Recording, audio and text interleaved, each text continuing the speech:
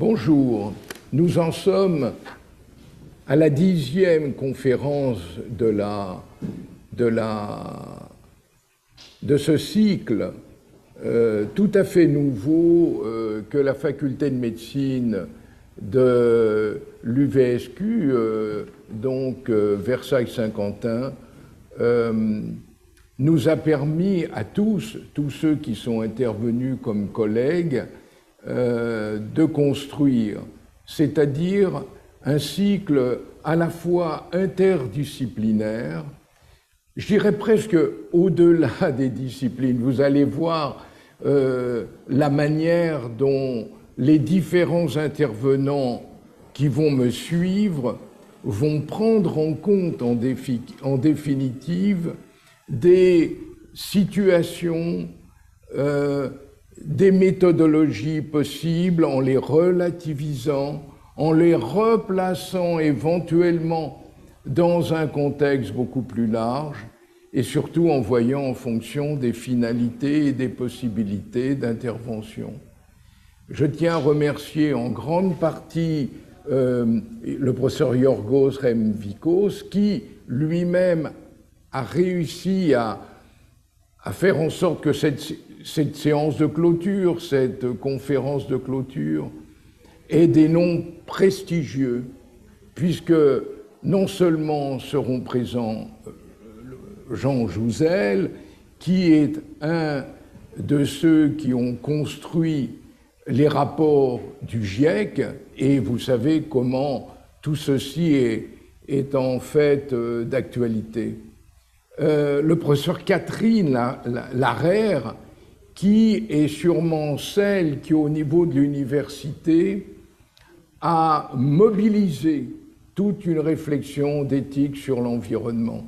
Et je ne vous présente plus, vous, étudiants ou qui fréquentez en tant que chercheur l'université Versailles-Saint-Quentin, eh bien notre ami Remvikos, Yorgos, qui a une pertinence de réflexion que nous allons tous, si vous voulez bien, goûter et nous servir, si vous voulez bien, car bien sûr, cette dernière conférence, qui est une conférence de clôture, avant l'année prochaine, où bien sûr une autre série débutera, cette fois-ci les 4e mardis de chaque mois, contrairement à cette année où c'était le 1er mardi de chaque mois, ce sont tous les 4e. Eh bien, que ces 3 mois qui vont succéder en quelque sorte vous permettent de réfléchir, notamment à cette dernière conférence, mais aussi à toutes les autres qui l'ont précédée, et de vous retrouver bien sûr l'année prochaine, mais dès maintenant, nous allons essayer de réfléchir sur l'environnement et sur la réflexion éthique, sur la pensée, la prise de conscience que nous pourrions avoir. Merci Yorgos Remvikos, tu as la parole. Bonsoir à toutes et à tous. C'est avec plaisir que je vais tenter de partager avec vous quelques réflexions sur la santé, l'environnement et le health. Il est coutume que chaque orateur présente en introduction son parcours et travaux. Comme je ne voudrais pas remonter trop loin en arrière, je me concentrerai sur la période de ma vie professionnelle qui débute avec mon arrivée à l'université en 2006, et ce pour mettre en place des enseignements en santé environnementale, un domaine considéré novateur. Plus de définir la santé environnementale, en quelle sorte en chercher le sens, je vais formuler certaines exigences qui m'ont permis de préciser son champ d'action. Il y aura des coupures à chaque changement de diapo, je suis désolé. Au départ, j'étais fortement influencé par le modèle dit des déterminants. C'est en 1974 que Marc Lalonde, ministre de la Santé canadien, proposait que la santé ne pouvait que partiellement être portée au crédit du système de soins. Ensuite, de nombreux travaux théoriques et empiriques ont exploré la question tout au long des années 1980-90, arrivant à un consensus selon lequel la contribution du système de soins représenterait tout au plus 20% de l'état de santé. Il serait alors à trouver comment s'occuper de 80% restants. En santé publique, il y a une discipline reine, l'épidémiologie. Or, et j'utilise ce mot que me glissait à l'oreille Philippe Béer, directeur des risques chroniques de l'INERIS Pondonnel, les épidémiologistes doivent comptabiliser beaucoup de cas avant de produire un PIB significatif. D'autres mots, l'épidémiologie, dont je ne conteste pas le statut de discipline de référence, apporte des réponses tardives par rapport à la première identification d'un risque possible. Pour concevoir des approches plus proactives, je laisse la question en suspens.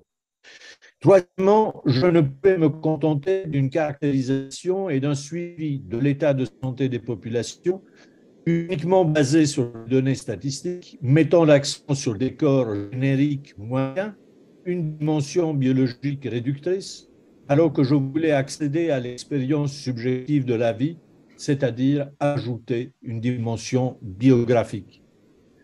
Autre difficulté, devant l'évidence du fait que nous vivons dans le changement sur une trajectoire, nous continuons à privilégier des instruments et des outils qui produisent des arrêts sur image.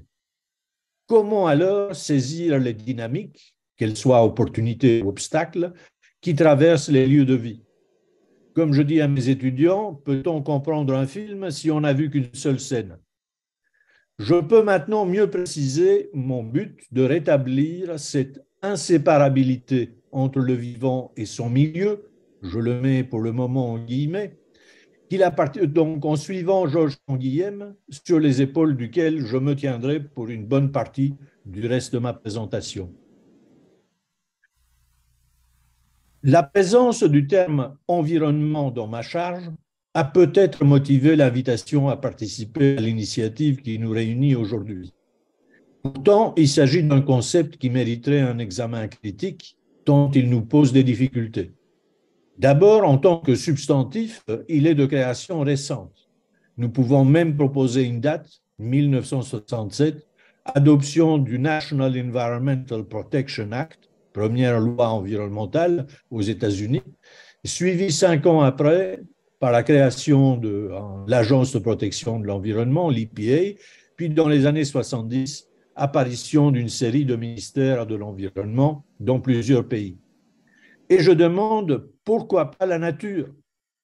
Probablement, elle est trop grosse, mal commode, elle ne se laisse pas saisir, et je proposerai que les ingénieurs avaient besoin d'une entité mesurable, inventoriable et cartographiable. Patrick Landin du Muséum développe des arguments similaires pour expliquer l'appropriation réussie de la biodiversité par le discours de l'action publique au prix de sa redéfinition de potentiel en inventaire. Et ce n'est pas un front que je vais ouvrir ici. Jean-Philippe Pierron, le mois dernier, nous a parlé du grand partage entre nature et culture, le dualisme qui s'est installé au XVIIe siècle au seuil de la modernité.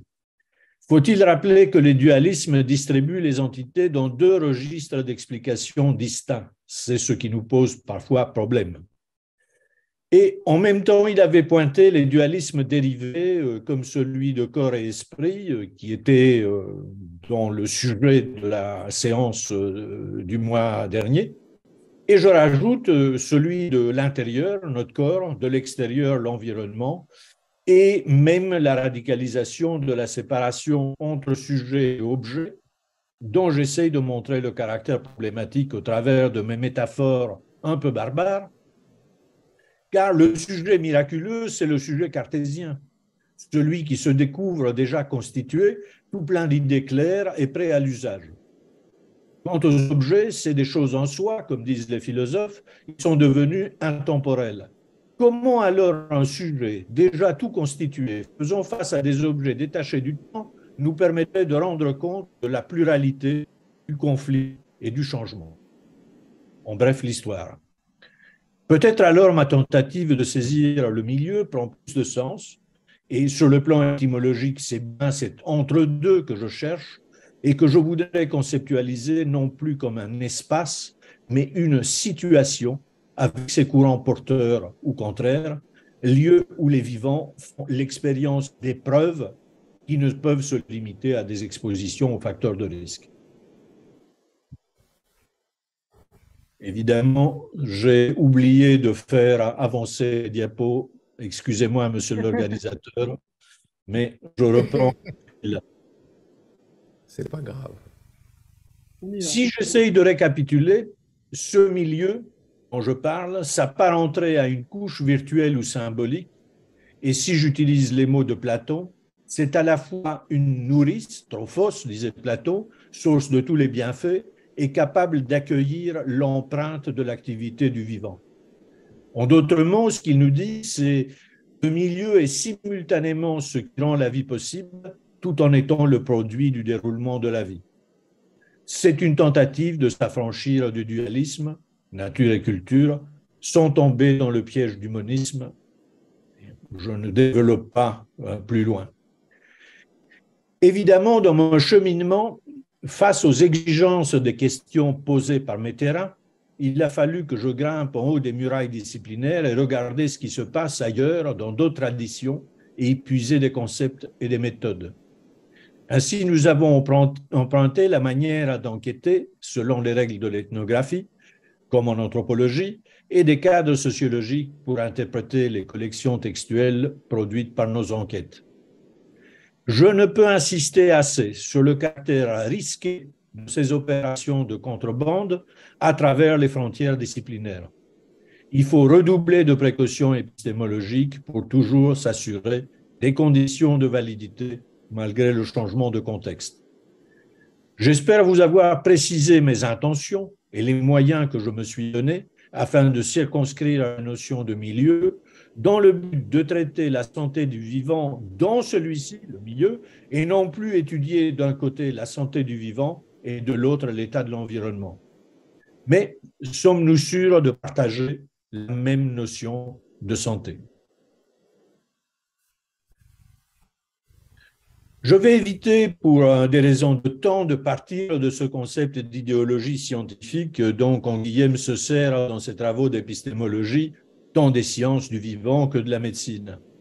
Je débuterai par la petite histoire de la distinction, qualitative au départ, entre normal et anormal, devenu normal versus pathologique dans la pensée médicale.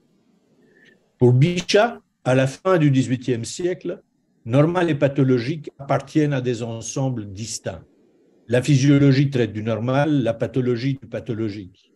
Mais au XIXe, le positivisme a tenté d'objectiver la maladie pour la rendre ainsi indépendante des circonstances de son apparition. Plus tard, l'expérimentalisme de Claude Bernard a cherché à la soumettre au mécanisme.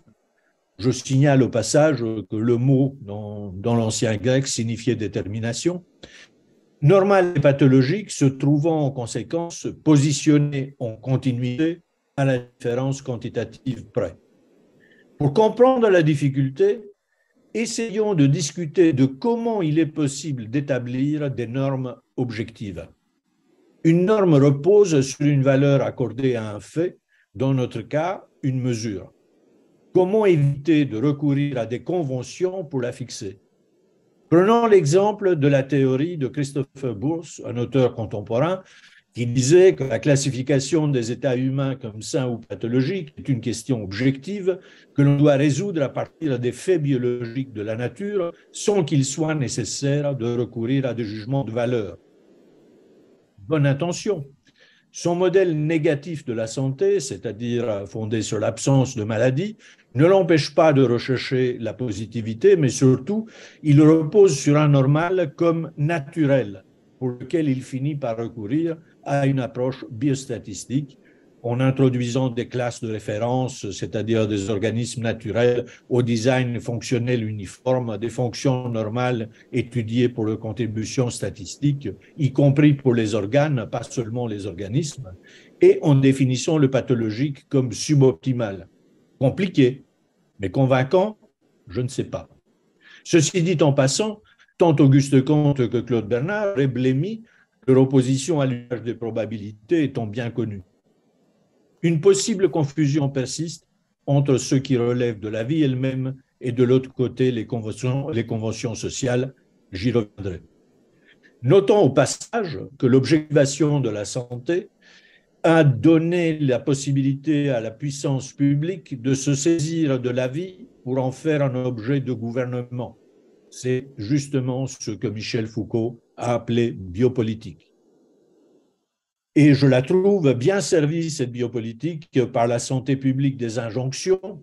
Ne faites pas ceci, ne faites pas cela, faites ce qu'on vous dit. Je suis un peu polémique ici, mais à peine.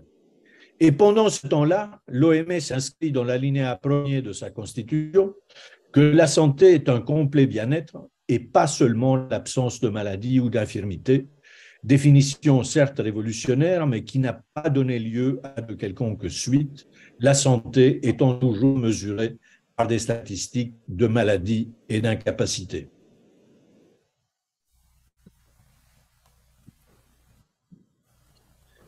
Excusez mon petit retard. Si je m'appuie sur Canguilhem, je peux aussi me permettre des accords. L'exemple de la citation qui est fournie ici à droite pourrait être pris dans la discussion si quelqu'un s'intéresse à ce point particulier. Pour moi, dans le normal et le pathologique, je retiens que Canguilhem insiste, la vie est tendance, dit-il, un processus actif ouvert. En fait, il s'amuse en flirtant avec la limite entre le naturel et le surnaturel, c'est-à-dire le vitalisme.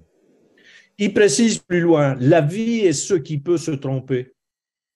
Je rajouterai dans une métaphore plus moléculaire, la vie fait des infidélités. Sauf que du fait de l'originalité de chaque nouveau vivant, les erreurs sont soumises à l'épreuve de la vie et dans les contextes changeants, certaines erreurs s'avèrent réussies et se transforment en innovation. Darwin appelait ça sélection naturelle. Et Canguilhem rajoute, même pour l'ami, la vie signifie préférer exclure, soit poser des valeurs biologiques.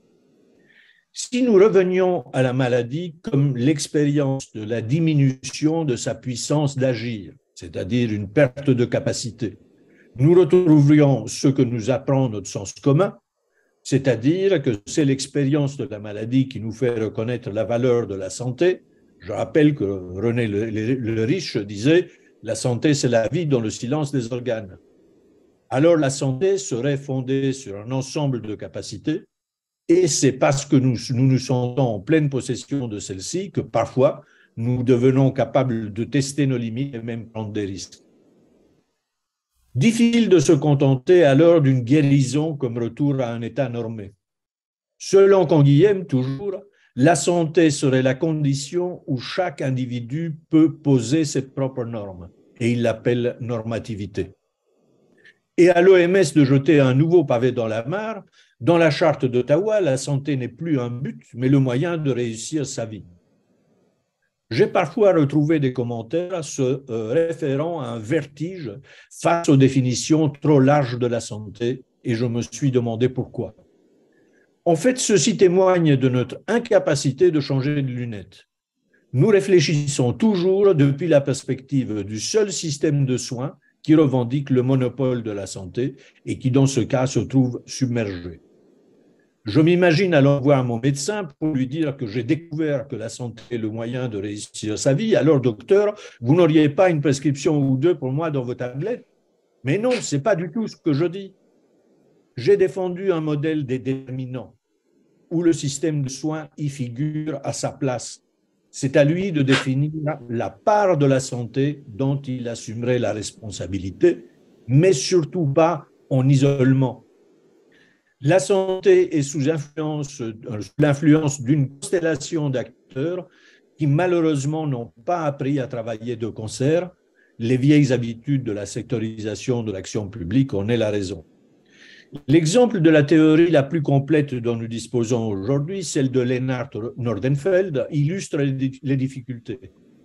L'auteur ambitionnait de produire un modèle capacitaire, c'est-à-dire positif de la santé, qui qualifie par ailleurs d'holistique.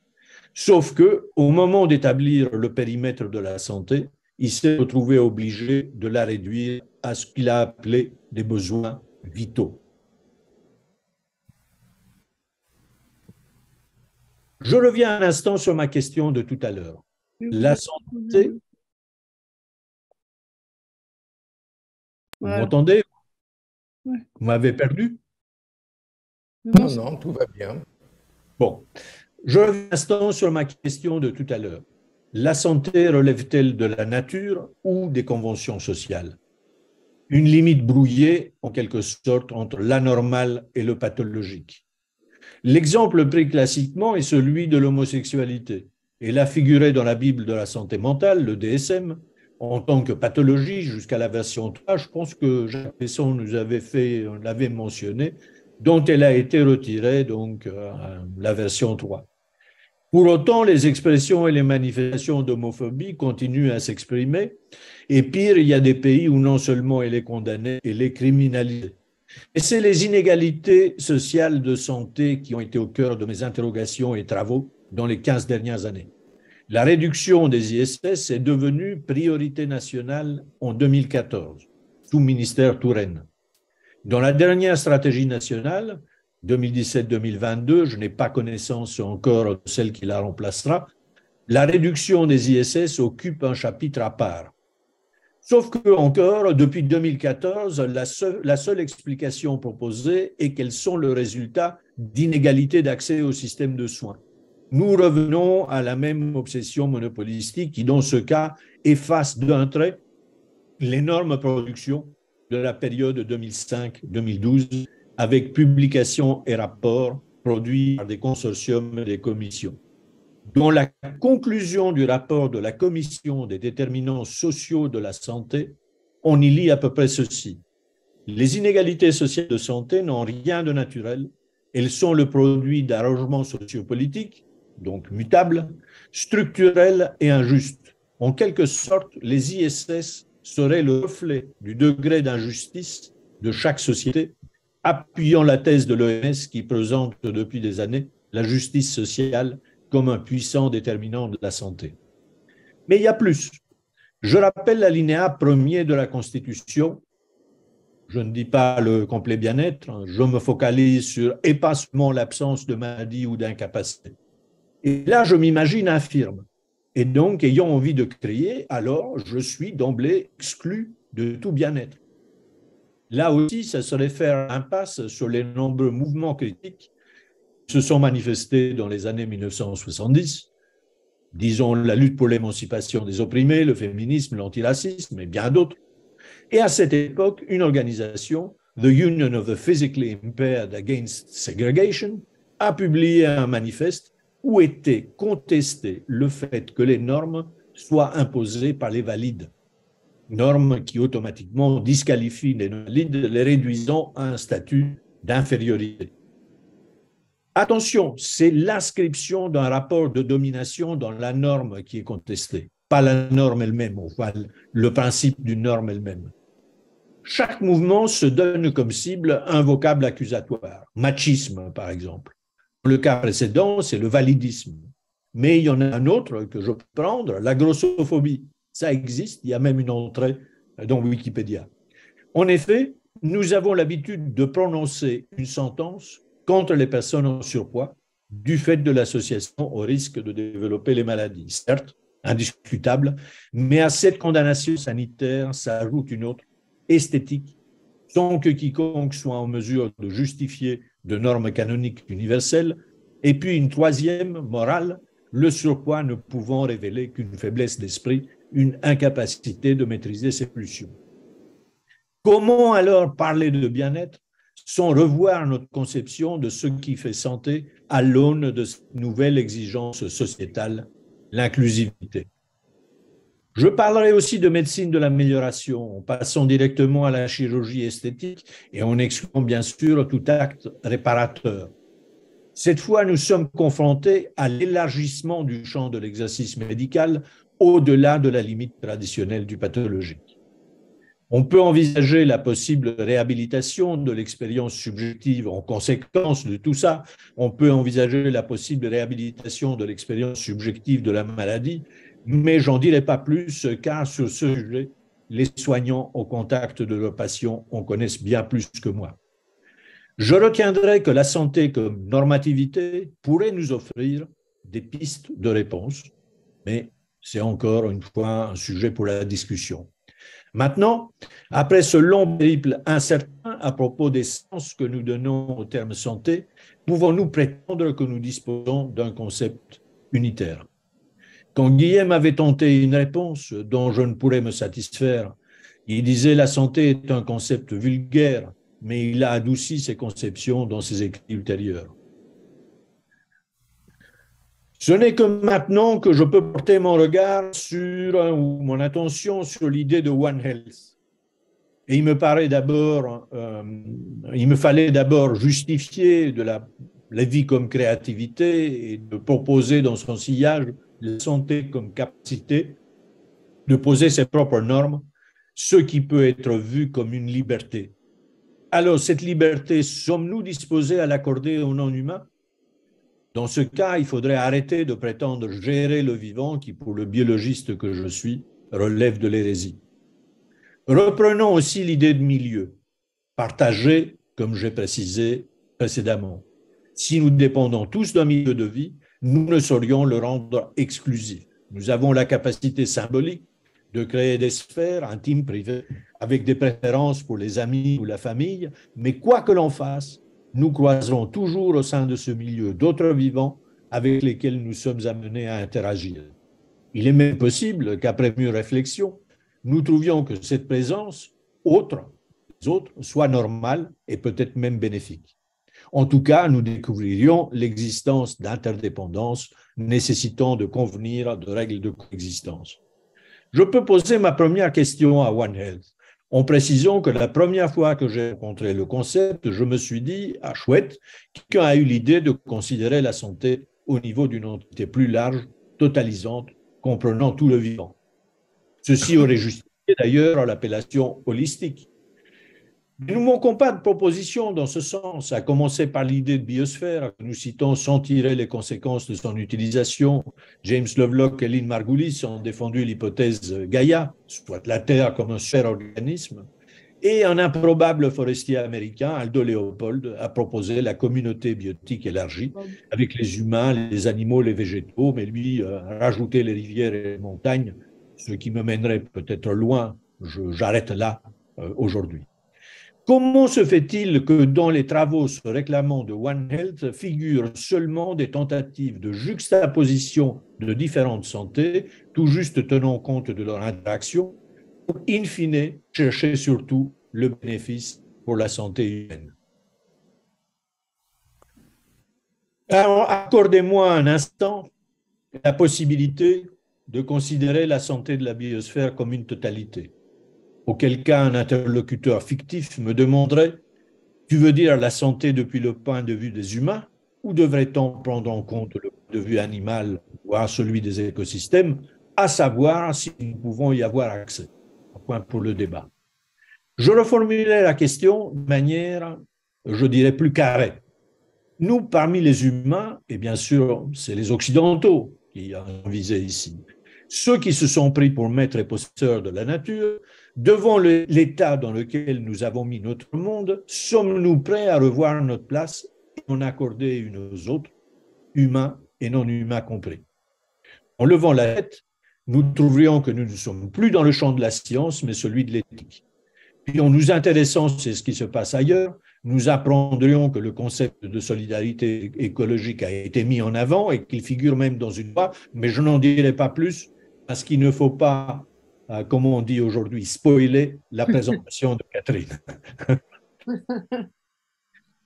À propos d'éthique, pour conclure et apporter une précision, nous essayons de saisir l'éthique en ne nous débarrassons pas du partage fait et valeur que nous a imposé le positivisme logique qui, après tout, n'est qu'un incident de l'histoire. Donc, moi, je propose de ne pas s'en accommoder et de ne pas se trouver dans la situation où nous ne pouvons que chercher des théories et des cadres de pensée issus de la philosophie morale. Cortot nous a présenté un aperçu de leur diversité le mois dernier, mais nous sommes amenés à faire le tri en fonction de l'intérêt ou du sentiment de proximité avec telle ou telle proposition. Moi, ce que je cherche, peut-être est-ce une illusion, c'est l'idée d'une éthique immanente en partant des dilemmes que l'on rencontre le long de notre parcours de vie. Et ceux-ci reviendront comme objet de nos ruminations sur notre expérience de vie quotidienne, ceux que l'on affronte grâce à notre raison pratique, sans avoir recours aux écrits d'Aristote, de Spinoza, de Kant ou toute autre proposition philosophique. En partageant mes questionnements, mon but était d'ouvrir à quelques fenêtres, susciter le débat et non d'apporter des réponses, même si mes penchants pouvaient transparaître dans mes propos. Il ne me reste à vous remercier chaleureusement, surtout pour votre patience, en espérant que vous m'avez bien entendu. Et on profite bien de cette citation d'Edgar Morin. Oui, c'est ce qui permet de revenir à l'esprit critique. Nous pourrions faire comme les autres fois, c'est-à-dire, là, je pense que donner la parole au professeur Catherine Larère serait tout à fait opportun. Qu'en pensez-vous, Madame Larère? Je suis tout à fait d'accord. De toute façon, Yorgos m'a introduit en parlant de solidarité, puisque ça va être voilà le thème. Alors, écoutez, je vais essayer de partager l'écran. Eh bien, écoutez, merci beaucoup de votre invitation. Donc, je vais tâcher d'être à la hauteur de vos attentes. Alors, pour enchaîner sur ce qu'a dit notre ami Yorgos, bon, je suis tout à fait sensible à l'attention qu'il a, à la sensibilité qu'il a à la question des concepts, qu'il s'agisse de milieu, d'environnement, de santé. Et c'est donc dans cette continuité que je vais m'inscrire. Donc mon interrogation va être: est-ce qu'on peut passer de la constatation de l'interdépendance, qui est finalement au cœur de la notion de One Health ou d'une seule santé, est-ce qu'on peut passer à une vision plus normative qui est celle de la solidarité, et peut-on trouver dans la référence à la solidarité un critère, une façon pour évaluer éthiquement ce qui se fait dans le cadre d'une seule santé. Donc, bon, mon plan sera très simple. Je vais repartir quand même d'une définition de One Health, et puis après avoir rappelé ce devant quoi cela nous met. Donc, je présenterai le mot de solidarité rapidement. Je ferai effectivement le rapport entre la façon dont a été déjà réfléchi et élaboré la question de solidarité écologique et excusez-moi, j'ai mal fait mon titre, et de solidarité sanitaire, One Health, on verra la différence entre les deux et poser la question de finalement revenir, et ce serait comme ce que disait Yorgos, on peut passer du descriptif au normatif sans tout aplatir, pour réfléchir sur la question finalement de la dépendance. Donc très rapidement, pour revenir sur la One Health et qu'on s'entende là-dessus, bon, disons, je retiendrai 3 points. Que la problématique d'une seule santé est avancée par l'Office international des épizooties, devenu OMSA et l'OMS au début des années 2000. Et donc, c'est le constat de le lien entre santé humaine, santé animale et santé des écosystèmes, que cette attention, cet intérêt pour le lien entre les 3 santés est lié au risque éco-épidémiologique croissant, à l'apparition de plus en plus de de maladies émergentes liées à des zoonoses, mais aussi à la volonté de lutter contre l'hyperspécialisation médicale et donc d'aller plus vers le côté holistique dont parlait Yorgos, et lié à cette hyperspécialisation, lutter aussi contre le morcellement des disciplines qui faisait, même si les vétérinaires sont membres de l'Académie de médecine, séparait vétérinaires, médecins et encore plus écologues. Alors, ces objectifs ont été encore renforcés par la pandémie du SARS-CoV-2. Donc, bon, puisqu'on en a déclaré plus ou moins la fin, hein, je mets une date de début, une date de fin.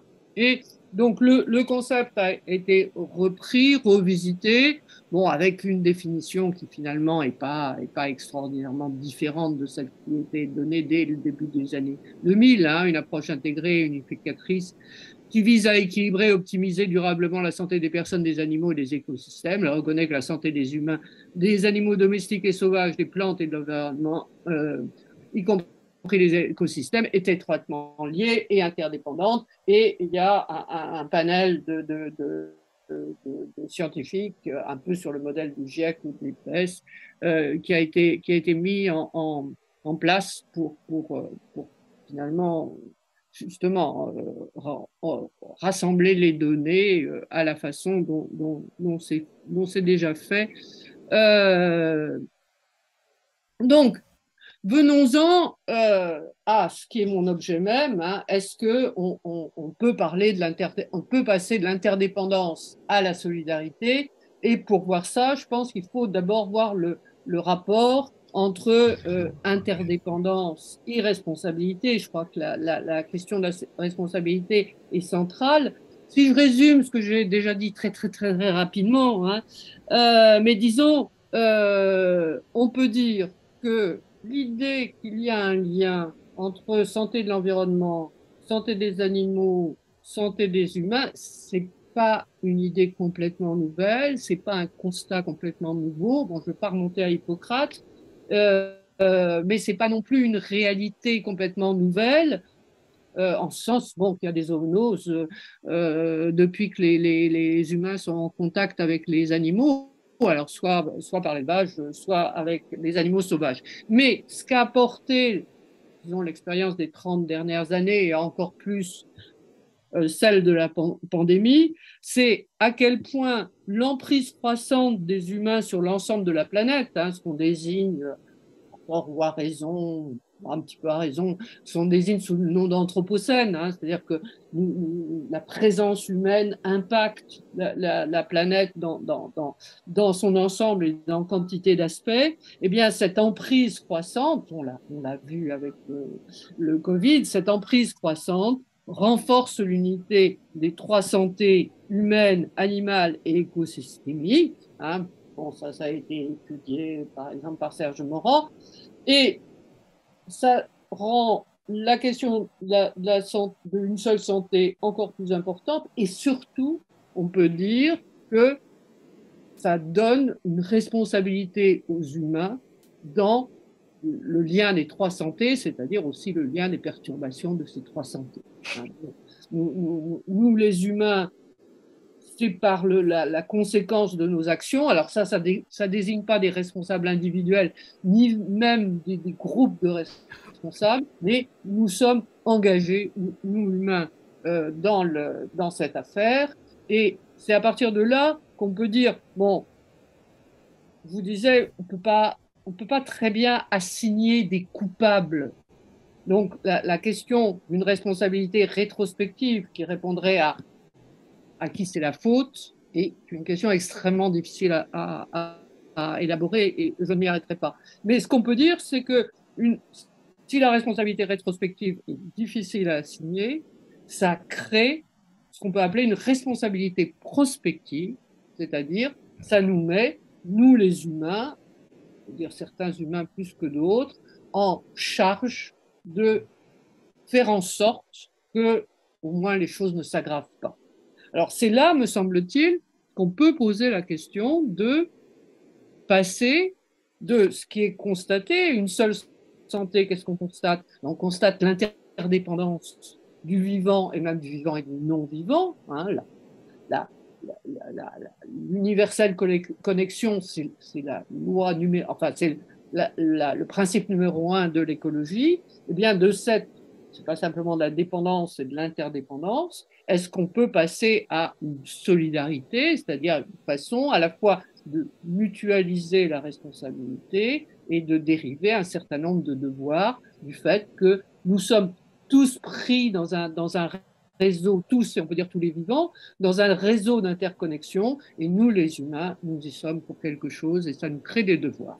Alors, c'est là que j'avance, je ne suis pas la première à le faire, comme vous allez voir, l'idée que la notion de solidarité, qui peut même avoir un sens descriptif qui est très proche de celui d'interdépendance, mais qui a aussi un sens prescriptif ou normatif, est-ce que la notion de solidarité peut être notre référence conceptuelle pour peut-être pas formuler des devoirs, on va voir, mais au moins servir de critères pour juger de ce qui se fait. Donc je pars du mot, hein, je pars du mot, alors disons le mot, non, il est ancien, mais de l'idée. L'idée de solidarité a joué un rôle très important à la fin du 19e siècle, et en particulier en France, hein, bon, autour d'un livre de Léon Bourgeois publié en 1896 qui s'appelle Solidarité, mais disons, ça, c'est à la fois un noyau de réflexion beaucoup plus large, et surtout, ça va avoir des conséquences importantes. Alors pour l'instant, nous sommes dans le champ humain, nous sommes dans le champ politique.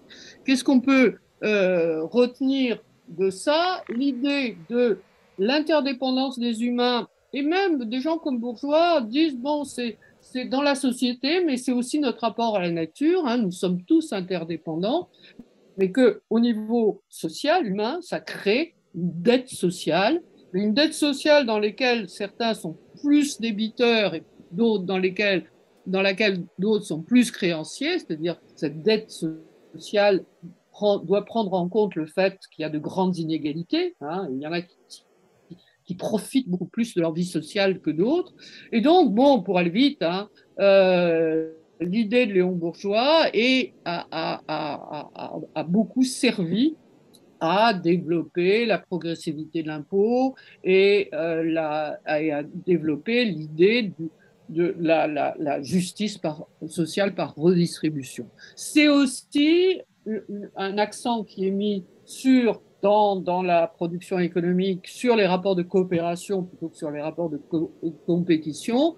Et autour de l'économiste Charles Gide se développe toute une conception de la coopération qui va être très, très importante dès la fin du 19e siècle et dont notre conception du travail social et enfin de la justice sociale et solidaire et l'économie sociale et solidaire, on peut dire que c'est une lointaine héritière de cette conception de la solidarité. Donc c'est une idée forte et qui peut avoir une ouverture vers les questions d'écologie et de transition écologique. Mon collègue Serge Audier, hein, qui travaille beaucoup sur ces questions d'écologie politique, l'a montré dans un de ses livres.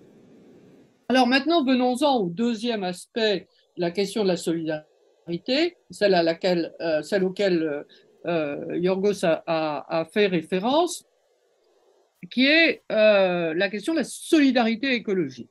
Alors effectivement, de ce point de vue-là, la référence, hein, c'est la loi de 2006 sur les parcs nationaux, dite loi Girand, qui remplace la loi des années 60 et qui, entre autres choses, hein, refait le zonage des parcs. Hein, là où il y avait un zonage en 3, on passe à un zonage en 2 entre le cœur du parc et l'aire d'adhésion. Donc, une partie plus large que celle de la loi antérieure. Et c'est là-dessus qu'on va parler de solidarité écologique entre le cœur du parc et l'aire d'adhésion. Alors, qu'est-ce que ça veut dire? Il y a un article tout à fait remarquable. Hein, alors, j'ai pris que les deux premiers auteurs, mais il y en a plus. Hein. C'est un article intitulé La solidarité écologique, un nouveau concept pour une gestion intégrée des parcs nationaux et des territoires, bon, qui est écrit par Raphaël Mathevet, John Thompson, Olivier Delanoë, Marc Chélan, Chantal Gilles Fournier, Marie Bonin, bon là je les ai cités tous, et qui paraît dans une revue de référence sur ces questions, hein, qui est Nature, Sciences et Société. Alors je me suis trompé en transcrivant, c'est en fait le numéro 4 de 2010. Alors qu'est-ce que, bon je vais dire Raphaël Mathevet, hein, comme auteur collectif de cet article. Qu'est-ce qu'ils veulent? Ils veulent montrer que l'idée de solidarité écologique a des fondements scientifiques. Hein, ce sont Raphaël Mathevet est sociologue, John Thompson est écologue, a des fonctions scientifiques qui sont l'interdépendance. Hein. Donc, comment fonder une gestion intégrée des parcs sur les fondements scientifiques de l'interdépendance? Quel type d'obligation dans la gestion? Donc, comment on prélève, ce qu'on fait. Bon. On doit suivre. Alors, si je résume, je vais y revenir, mais si je résume très rapidement leur article, la question, et qui se pose dans la façon dont on prend en charge les parcs, c'est de maintenir les connexions. Hein. Donc, éviter que les différences administratives, les différences de régime, par exemple, entre le cœur du parc et l'aire d'adhésion, conduisent à morceler, hein, le territoire. Au contraire, soutenir la continuité écologique à l'intérieur du parc et au-delà, hein, dans tous les réseaux d'interdépendance qui se développent. On sait à quel point la fragmentation des espaces est une des principales causes d'érosion de la biodiversité. Donc c'est relativement simple comme pardon, je me suis trompé. C'est relativement simple. Voilà. C'est relativement simple enfin, l'article, je vous dis, est très élaboré et tout à fait fin et subtil, mais bon, en gros, il s'agit de faire en sorte de développer les interconnexions et d'empêcher les fragmentations. Alors, est-ce qu'on peut passer de la solidarité écologique à ce que je propose comme la solidarité de One Health, ce que j'appellerais solidarité sanitaire? Bon, c'est plus ou moins le mot est plus ou moins heureux, mais c'est la solidarité de One Health. Alors, oui, et je dirais, ce qui lie beaucoup les deux, l'éthique de solidarité écologique dans la protection de la nature à ce que j'appelle l'éthique de la solidarité sanitaire, ce qui lie beaucoup les deux, c'est que finalement, on peut montrer qu'elles ont les mêmes références éthiques. Alors, pour aller vite, là aussi, vous savez sans doute que ce qu'on appelle l'éthique environnementale, c'est-à-dire la réflexion morale sur les rapports entre les humains et la nature, il y en a différents types suivant la façon dont on définit la communauté morale. Alors, si on pense que seuls les humains sont moraux, on va parler d'anthropocentrisme, puisque les hommes sont le centre de la moralité. Si on pense que le vivant a droit à notre considération morale, on va parler de biocentrisme. Si on pense, comme il a fait référence Yorgos, que c'est plutôt, il a fait référence à Aldo Leopold, que c'est plutôt, non pas les vivants individuellement, mais la communauté des vivants, on va parler d'écocentrisme. Alors, ce que montre Raphaël Mathevet, John Thompson et les autres dans leur article, c'est qu'une éthique de la solidarité comme éthique de la protection de la nature a à la fois une référence anthropocentrique, parce qu'il en est de la responsabilité des humains, parce que ce qu'on a en vue, c'est qu'est-ce qu'on va faire plus tard, qu'est-ce qu'on va transmettre aux générations futures. Hein, et donc, on a de ce point de vue-là une éthique anthropocentrique, mais on a aussi, montre Raphaël Mathevet et John Thompson, une éthique écocentrique, puisque ce qu'on prend en compte, c'est la communauté des vivants, hein, ce que Léopold appelait la communauté biotique, l'ensemble des écosystèmes dont on veut maintenir la connexion et la continuité. Et bon, ça veut dire quoi ça? Ça veut dire qu'il peut y avoir des cas où les intérêts d'une partie ou les intérêts d'une population vont passer avant des intérêts humains, il faudra accepter des choses là-dessus. Alors, on peut dire la même chose en ce qui concerne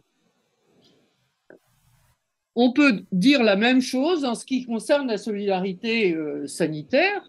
On peut dire aussi, hein, si on veut, comme je vous disais, faire du principe de solidarité sanitaire un critère pour juger et évaluer les transformations des relations entre environnement, animaux et humains, on peut dire là aussi que, comme dans la solidarité écologique, il y a deux pôles.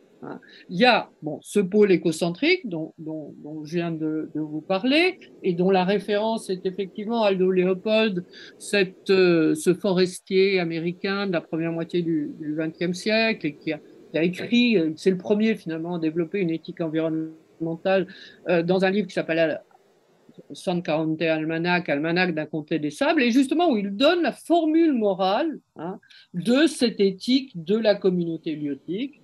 Une chose est juste au sens de right thing, c'est right en anglais, au sens ce qu'il convient de faire.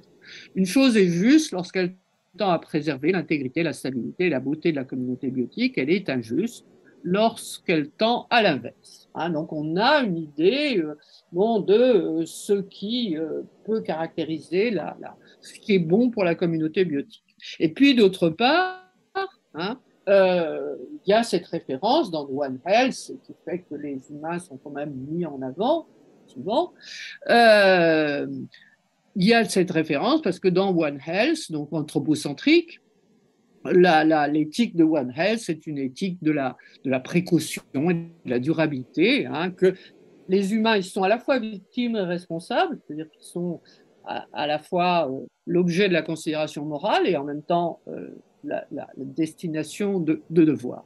Alors, tant qu'on en reste, si on veut concilier ces deux éthiques, l'anthropocentrisme dont je parle est ce qu'on appelle un anthropocentrisme élargi, c'est-à-dire qu'on considère que ce qui est bon pour les humains, ce n'est pas uniquement ce qui est humain, mais que les humains ont aussi intérêt et on peut le montrer très facilement sur la question de la santé, que pour leur propre santé, ils ont intérêt à ce que les écosystèmes soient en bonne santé, qu'il y ait une santé environnementale ou écologique, et aussi que les animaux soient en bonne santé. Donc, ils ne se préoccupent pas uniquement de leur propre santé, qu'ils ne pensent pas que c'est uniquement du côté de leur propre santé qu'il y a des devoirs, et qu'ils soient capables de voir qu'il y a des devoirs aussi vis-à-vis de la santé des écosystèmes et des animaux. Et que donc, là aussi, on peut peut-être renoncer à des intérêts immédiats, humains, en prenant les choses à plus long terme pour accepter qu'il y ait des priorités qui ne soient pas uniquement celles des intérêts humains. Donc, voilà. Alors, où est la difficulté?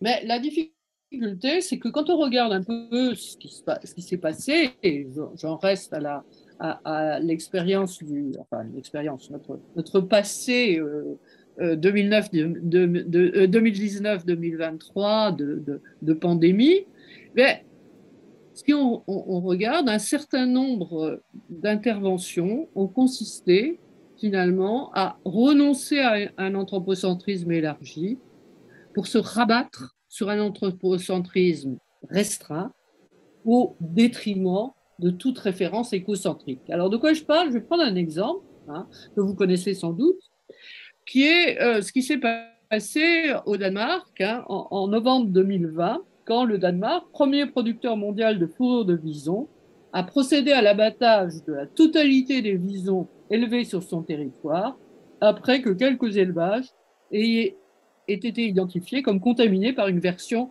mutée du SARS-CoV-2 qui avait déjà atteint plusieurs employés de l'élevage. Et donc, paf, on a exterminé massivement d'un coup 15 à 17 millions d'animaux et d'une façon qui finalement n'a pas beaucoup attiré l'attention. Et pourtant, ces élevages de visons entassés par milliers dans la promiscuité, privés de liberté, promis à la mort, c'est ce type d'élevage industriel qui est un des vecteurs d'émergence de maladies nouvelles, qui rend les zoonoses particulièrement dangereuses. Et donc, c'est ce type d'élevage qui crée les conditions favorables à l'apparition, à la dissémination, à la mutation des virus. Donc, le rabattage massif ne signifiait nullement la fin du virus, ne signifiait nullement une protection durable. Donc, elle était, de ce point de vue-là, en contradiction avec ce qu'on pouvait tirer, ce qu'on pouvait élaborer comme correspondant normatif de la constatation de l'interdépendance. Donc, si on veut un peu présenter ce qui se passe, on peut dire que cette mise à mort de presque de dizaines de millions de visons va à l'encontre, pour appeler un principe de solidarité ou de la solidarité sanitaire comme critère, et va aussi à l'encontre de la solidarité écologique, puisque là où on est préoccupé des connexions, en fait, la réaction immédiate est une réaction de fragmentation. Et alors, on voit donc comment la frontière entre les humains et les animaux et l'attitude complètement différente, l'indifférence à la mort de millions de visons et le fait qu'on se replie sur l'attention aux humains, bon, contraire à ce qu'on avait essayé de montrer comme un principe de solidarité, je dirais est dangereux parce que ce type cette façon de fragmenter, de remettre des barrières, ça se transporte aussi à l'intérieur de l'humain.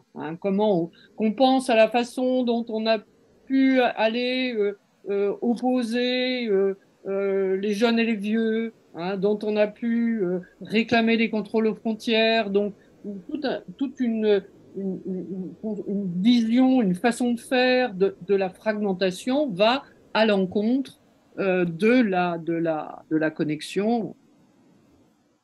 Alors, j'en arrive à la fin. Vous allez peut-être me dire, bah oui, elle ne sert pas à grand-chose, votre éthique, parce que finalement, ce qui se fait ne tient aucun compte de ce qu'on dit, de ce qui se devrait faire. Alors, ce qui devrait se faire, alors, vous allez peut-être me dire, bah oui, bon, oui, c'est bien ce que vous avez dit, oui, c'est intéressant, mais c'est uniquement pour pouvoir se dire qu'on peut penser le bien, mais dans la vérité, on ne fait rien d'autre. Je crois que ce n'est pas si simple que ça, sinon je ne vous aurais pas présenté ça. D'abord, bon, à propos des visons, de l'abattage massif de millions et même de dizaines de millions de visons, il n'y a pas eu beaucoup de réactions. Et puis, il y a eu quand même des manifestations au Danemark, mais il n'y a pas eu beaucoup de réactions. Nous pouvons chercher un critère pour évaluer pourquoi est-ce que certains d'entre nous réagissons négativement, sommes choqués de ce qu'on a fait aux visons. Comment on peut le comprendre mieux? Et je dirais la réflexion éthique ne servirait-elle qu'à ça? Ça serait déjà pas mal. Mais je crois aussi qu'elle peut aller plus loin et nous conduire à regarder les choses plus attentivement. Parce que qu'est-ce qui vous est dit, ce qu'apprend One Health, c'est la leçon numéro 1 de l'écologie, tout est interconnecté, tout est interdépendant. Et donc, la question que j'ai posée, bon, ben, on passe de la dépendance à l'interdépendance, est-ce qu'on peut passer à la solidarité, c'est-à-dire à une mutualisation de cette interdépendance?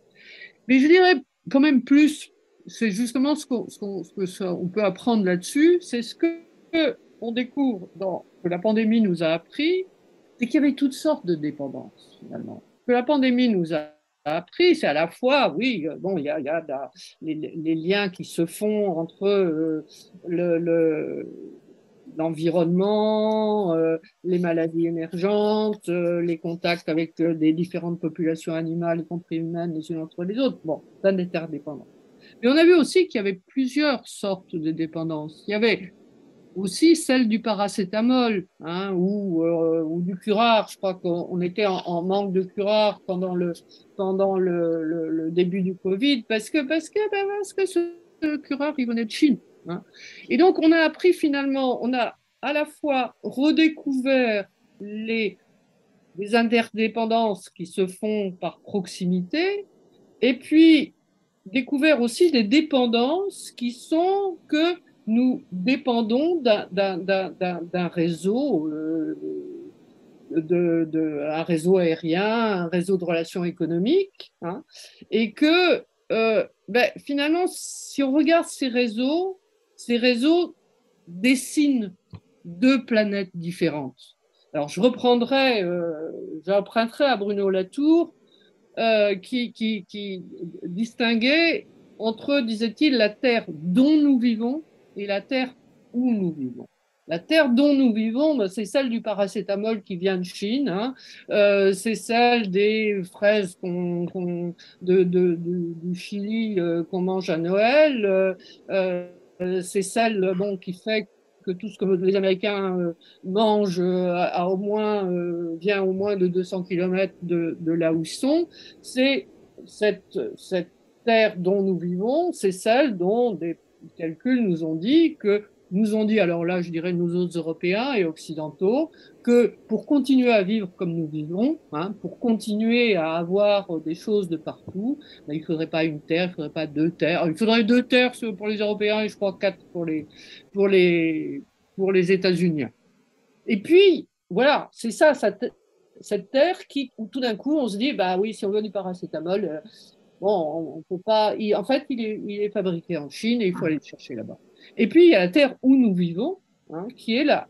Cette terre dont Bruno Latour, jusqu'à la fin de sa vie, nous a dit bon, il faut la redécouvrir, il faut savoir ce à quoi nous tenons, à quoi nous sommes attachés. Et cette terre, c'est effectivement la terre, me semble-t-il, où on va passer de l'interdépendance à la solidarité.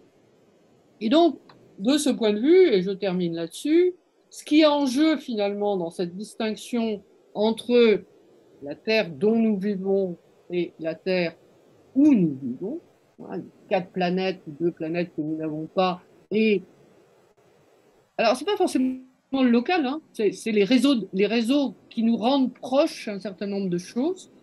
Et alors, bon, je citerai pour terminer Alain Suppiot, qui est un juriste, comme vous savez, et il fait la différence, correspond à la distinction de Bruno Latour, entre la globalisation, celle de la globalisation économique, hein, qui est des réseaux hors sol, dont on a vu l'existence au moment, enfin, ils étaient là, hein, mais on a souffert de leur existence, disons, au moment de la pandémie. Et puis, une mondialisation respectueuse de la diversité, une mondialisation qui procède plutôt de bas en haut que de haut en bas. Et donc, disons, réfléchir sur la solidarité, c'est dire solidarité sur la terre où nous vivons pour éviter la dépendance de la terre dont nous vivons. Et vous me permettrez de terminer là-dessus. Merci beaucoup, Madame Larère. Est-ce que tu veux interagir, Yorgos, éventuellement, parce que c'était très proche, vos deux discours?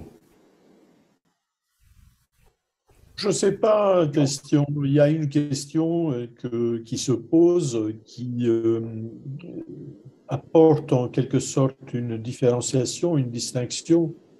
Ce que j'ai essayé de poser, c'est une éthique, je dirais, sensualiste et pas une éthique rationnelle. Et ça, c'est une question à laquelle j'aimerais bien que l'on puisse se pencher. Parce que ça change tout. Quand on découvre en soi, je dirais, une empathie vis-à-vis du vison, mais on aurait pu citer les millions de canards qui ont été, Oui, oui, oui, oui, bien sûr. voilà, donc qui nous ramènent aux conditions d'élevage que l'on a acceptées parce qu'on ne le voit pas, c'est caché. Et donc, quand on découvre cette sensibilité, eh ben, on est révolté. Mais il y a des gens qui se disent, après tout, qu'est-ce que ça me fait ici, au quotidien, que ceci se soit passé à des milliers de kilomètres. Donc, dans un cas, il y a en quelque sorte une rationalité, théorie du choix rationnel, et dans l'autre cas, il y a un sentiment qui nous envahit. Et donc, est-ce que cette éthique dont je cherche à capter, je dirais, un début, un fil, c'est une éthique qui parle des sentiments, de la compassion? Tout à fait. Alors, je peux répondre? Bien sûr, Bien Catherine. sûr. Bien sûr. Tout à fait. Je dirais les deux. Hein. Je dirais, alors, j'ai cité la, la, la formule de Léopold, hein, la formule de Bien sûr. une chose est juste lorsqu'elle tend à préserver l'intégrité, la stabilité, la beauté de la communauté biotique, elle est injuste quand elle tend à l'inverse. Bon, c'est une formulation rationnelle et ça permet de s'appuyer sur des connaissances scientifiques. Qu'est-ce qui, donc, c'est ce en jargon, enfin en vocabulaire technique de philosophie éthique, on appellera une éthique conséquentialiste. C'est-à-dire qu'on on va évaluer, on va considérer qu'une chose est bonne, il faut en anticiper les conséquences. Alors tout ça est rationnel et non seulement rationnel, mais ça demande des connaissances. Hein.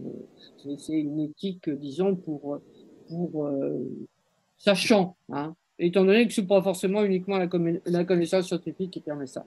Mais en même temps, si je puis dire, euh, l'éthique de Léopold est une éthique des sentiments moraux et il s'appuie, bon, il renvoie, enfin c'est son commentateur, hein, Bert Callicott, qui renvoie, mais bon, je crois qu'il a tout à fait raison, il renvoie aux derniers travaux de Darwin sur la filiation humaine et qui montre comment finalement il y a de l'éthique avant l'humanité, l'humanité émerge comme une espèce déjà morale parce que ben, c'est une éthique des sentiments moraux hein, et de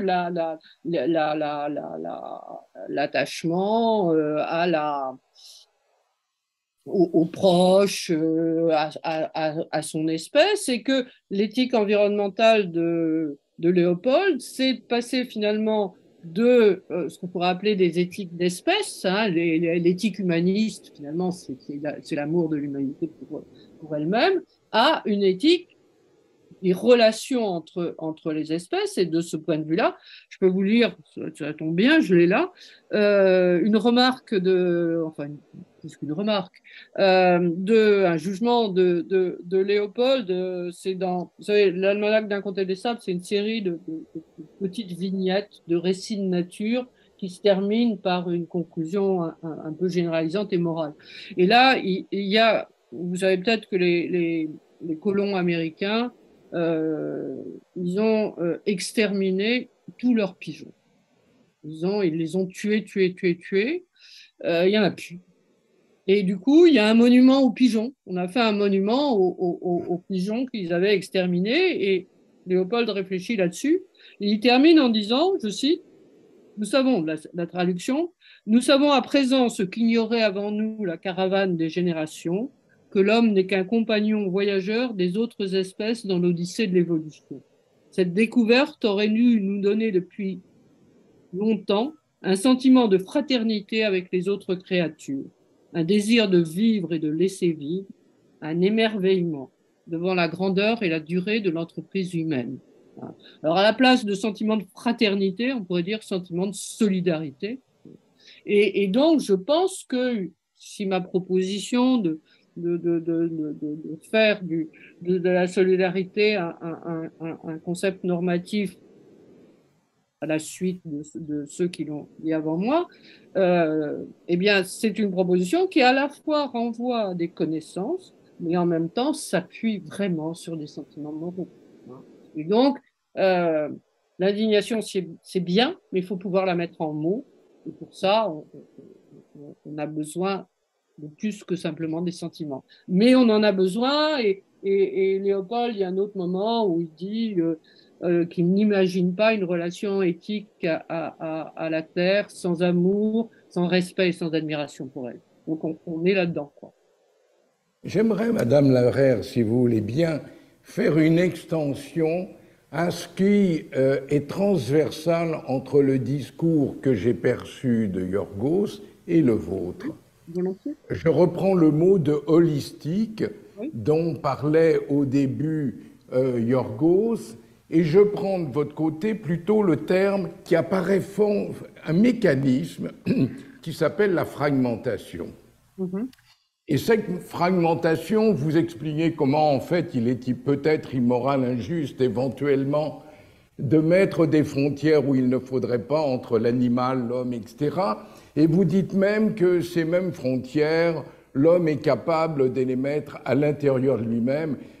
Je suis tout à fait d'accord avec vous, ayant été celui qui accueillait à Paris tous les SDF qui se trouvaient là, et avec tout le débat qu'il y a actuellement sur l'aide médicale d'État, l'AME, faut-il les soigner, pas les soigner? Donc, vous voyez, dans ce concept de fragmentation. Alors, prenons ces deux concepts. Je me pose la question, pourquoi se limiter? En fonction de ce que les connaissances nous permettent d'avoir, en particulier ce que l'informatique nous permet avec l'intelligence artificielle. Donc je pose la question, qui est la question, que faites-vous des non-humains? Je crois qu'à un moment, il a été question des humains et des non-humains, des animaux et les non-humains en définitive, puisque si je prends le concept de santé, une ville qui prendrait en charge au niveau architectural, au niveau de ce qu'est un citoyen et des droits et des devoirs qui font qu'une vie est acceptable, il a été totalement montré que les citoyens seraient beaucoup mieux en termes de santé, voyez-vous. Donc, la question que je pose, c'est même l'architecture, c'est-à-dire les non-humains, c'est-à-dire les productions qui ne sont pas dans le domaine de la vie. Aldo Léopold a réservé au domaine purement biotique, il l'a bien marqué dans la phrase que vous annoncez là. Comment voyez-vous éventuellement la chose, cette extension dont je parle, qui est peut-être folle d'ailleurs? L'idée de mon intervention est effectivement de la centrer sur redire où nous en sommes sur, disons, sur des aspects assez généraux du réchauffement climatique, mais aussi dans le cadre de ce qu'on a aujourd'hui, sur vraiment disons, le lien finalement entre ce changement climatique et la santé tel que nous les voyons par exemple à travers les rapports du GIEC. Donc, sur le réchauffement climatique lui-même, d'abord, peut-être dire que moi-même je suis climatologue, je m'intéresse à l'évolution de notre climat depuis une bonne cinquantaine d'années maintenant, avec une expertise plus sur les climats du passé, mais aussi sur l'évolution future de notre climat, une participation au GIEC, à 4 rapports du GIEC, et puis aussi aux 20 dernières conférences climat, aux 20 dernières COP. Donc voilà, j'ai suivi la montée en puissance de ce problème climatique, je dirais, de l'intérieur. Alors, où en sommes-nous actuellement? La première chose qui est importante, c'est que disons, ce réchauffement est une réalité. Hein. Donc, c'est une réalité dans l'atmosphère. Les 8 dernières années ont été les plus chaudes que nous avons connues depuis 150 ans. C'est une réalité, mais ce n'est pas une surprise, parce que ce que nous avons fait, je dirais, collectivement, eh bien, nous avons modifié la composition de l'atmosphère. Alors, en gaz à effet de serre, bon, l'effet de serre est quelque chose d'assez simple et de bien documenté.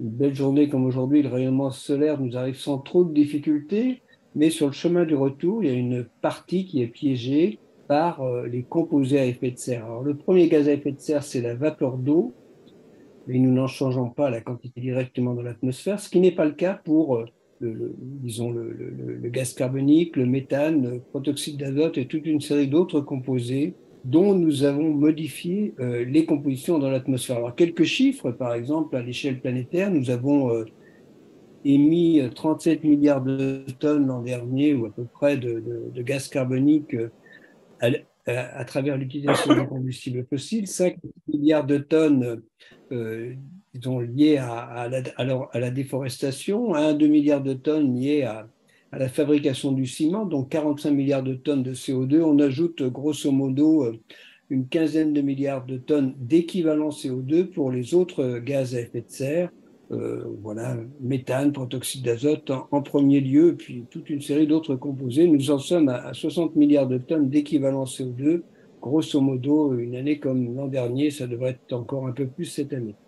Alors, le résultat net de cette modification de la composition de l'atmosphère, il y a déjà 50% de plus de CO2 qu'il y a 150 ans, ça a plus que doublé pour le méthane, 25% de plus pour le protoxyde d'azote.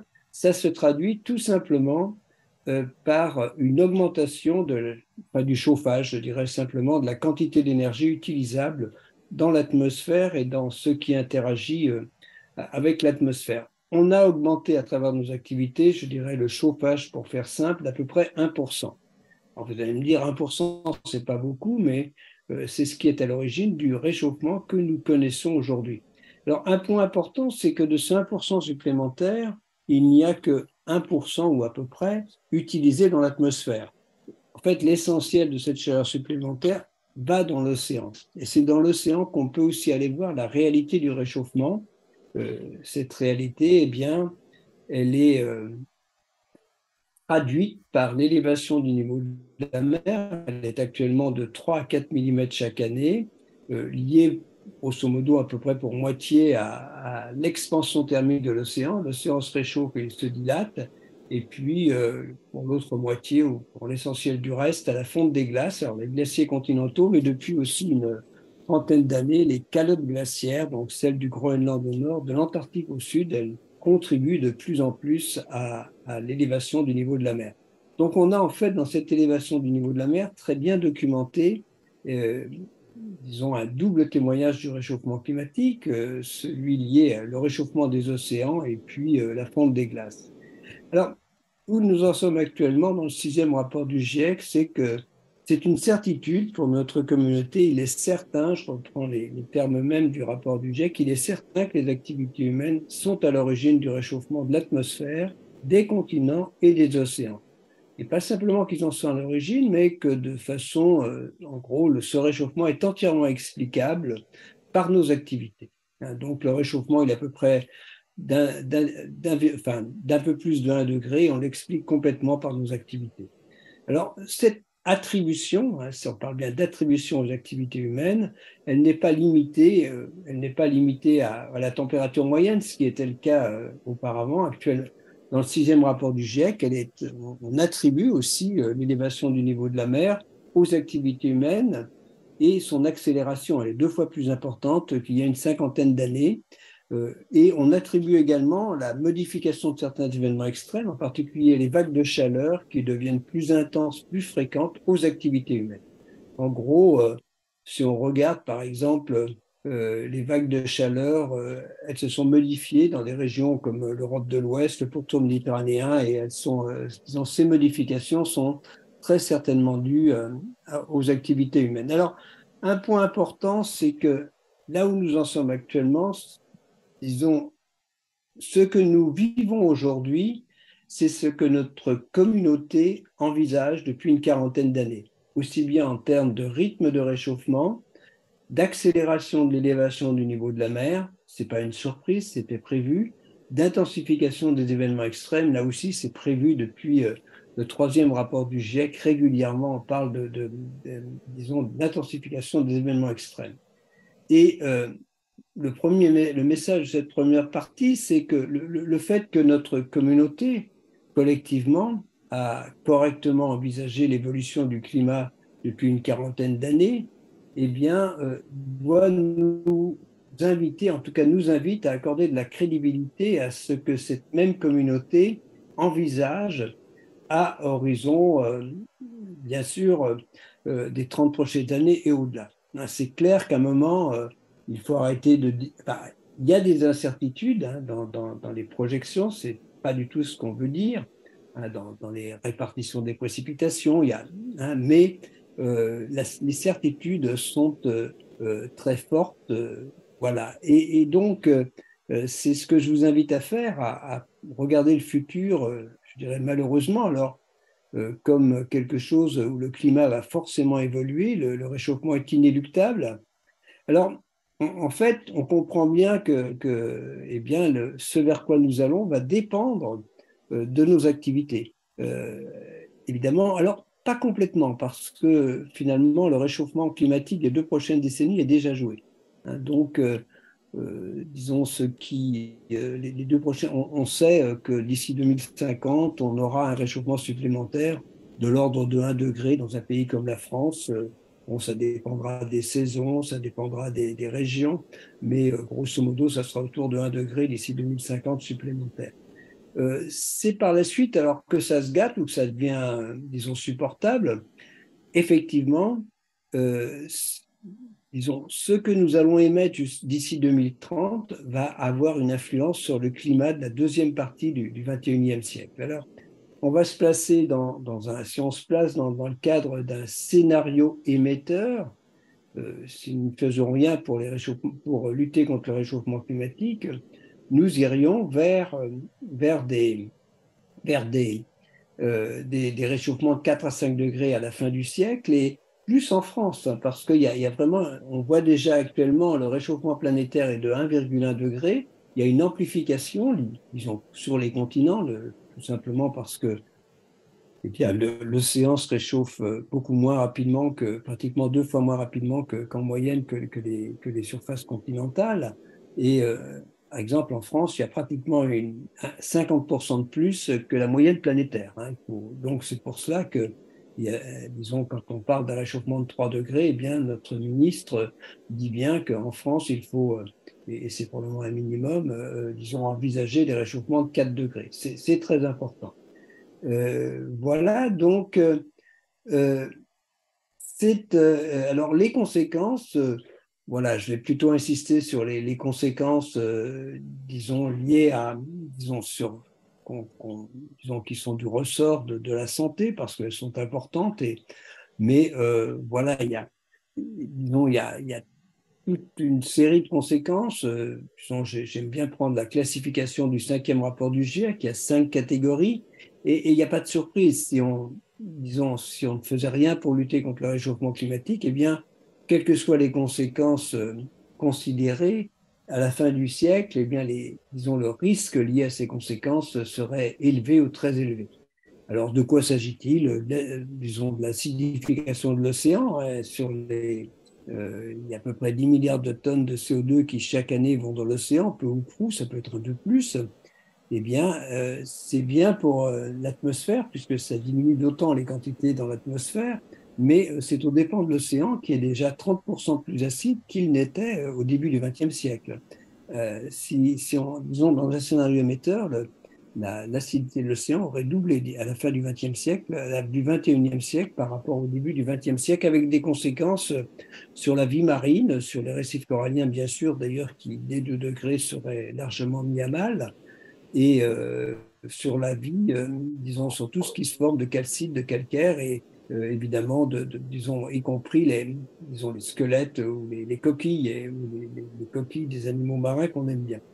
des extrêmes climatiques qui ont cette intensification des événements extrêmes qui commence à se faire jour, c'était prévu, va se poursuivre. Si je donne par exemple pour les vagues de chaleur, eh bien, disons un événement qui se produisait tous les 10 ans, actuellement se produit déjà pratiquement trois fois tous les 10 ans, et puis à plus de degrés, ça serait presque 6 fois tous les 10 ans.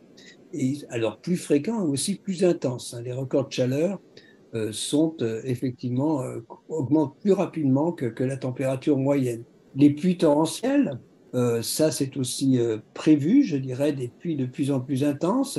Et on a vu encore, ne serait-ce que la semaine dernière, il y a quelques jours, disons en Italie par exemple, ces pluies torrentielles. Et cela, ça va aussi s'accentuer.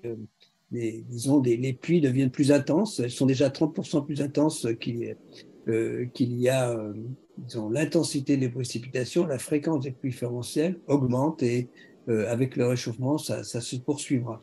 Voilà aussi les sécheresses, disons, on parle de sécheresse météorologique, par exemple en France, eh bien, les sécheresses, disons, les périodes sans précipitation deviennent un peu plus longues.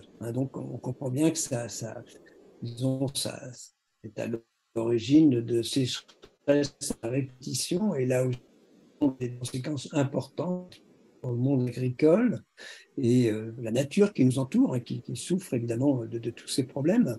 Voilà, des conséquences sur, bien sûr, des conséquences sur les extrêmes climatiques, mais aussi des conséquences sur des phénomènes irréversibles d'élévation du niveau de la mer. Ce serait 1 mètre à la fin du siècle, mais beaucoup plus peut-être au cours des prochains siècles.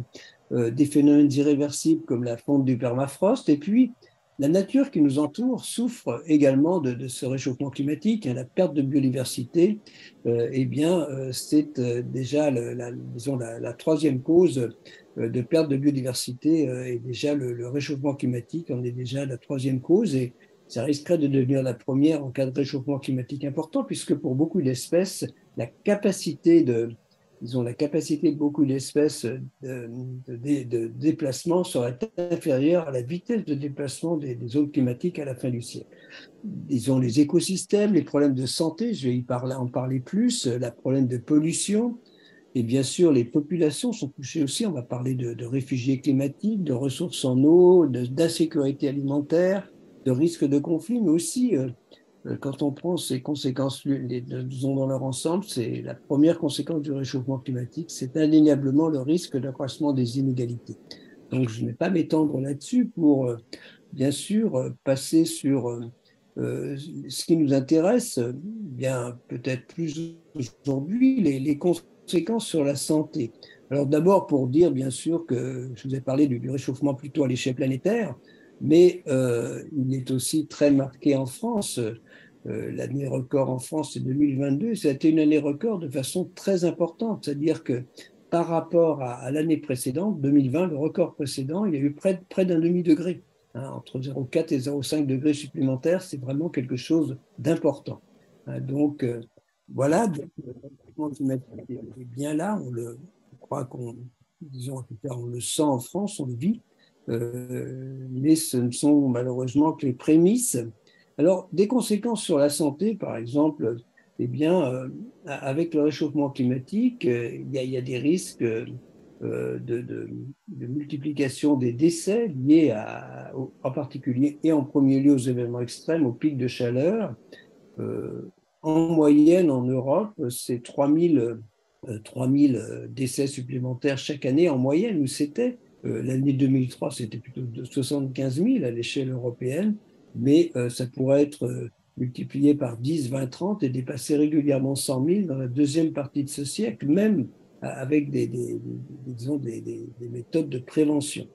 Alors, il y a un point aussi très important, disons là, on va s'éloigner un peu de la France, mais il y a vraiment des conditions de température et d'humidité, on va parler de température humide, qui font que finalement on est dans des conditions où le corps ne peut plus évacuer ses calories, et on parle dans ces cas-là disons de conditions invivables.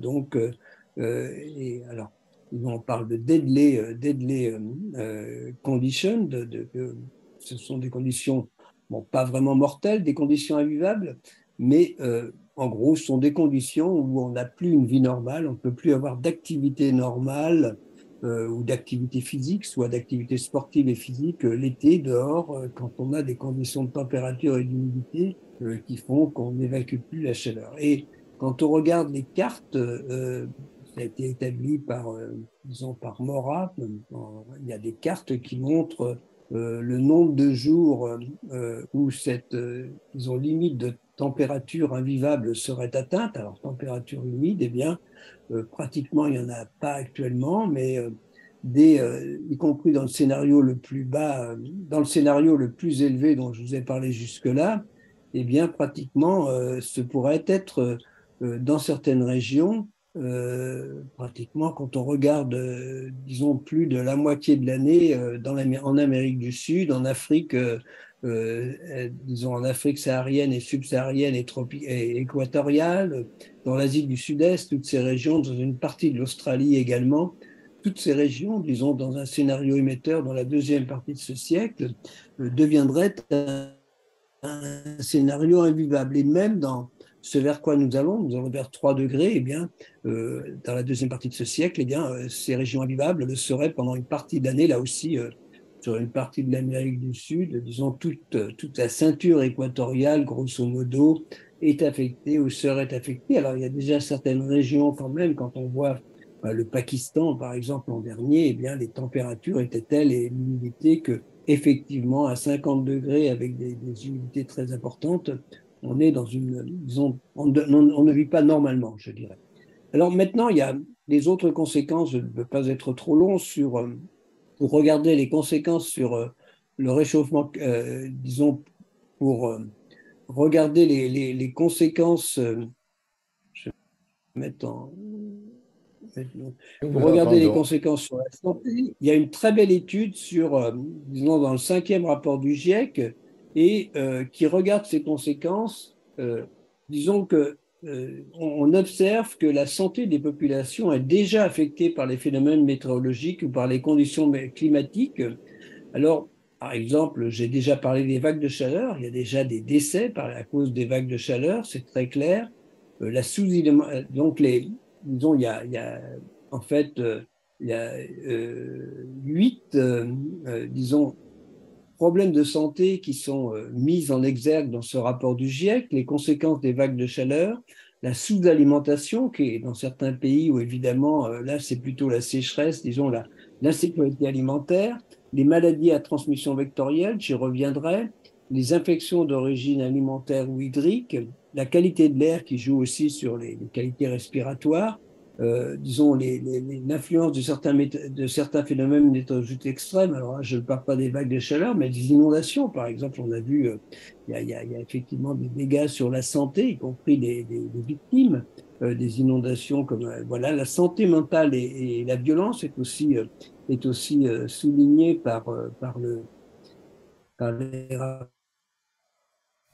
et la santé des travailleurs. Voilà donc, voilà. Donc en fait, il y a 5 niveaux de risque et ces niveaux de risque, eh bien, actuellement, ils sont plutôt autour donc sauf pour déjà les vagues de chaleur on en est au niveau 2, et puis aussi pour les autres phénomènes météorologiques extrêmes, autrement, c'est plutôt un niveau de risque assez limité, niveau 1.